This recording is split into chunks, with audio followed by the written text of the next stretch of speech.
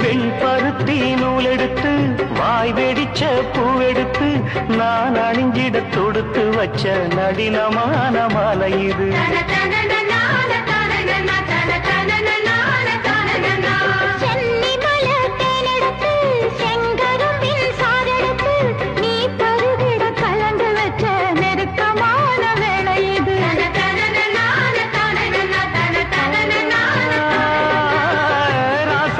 உடம்பிருக்கும் ரவிக்க துணி நானாக அன்னாடம் சூடி கொள்ள ஆசை வச்சாகாதா.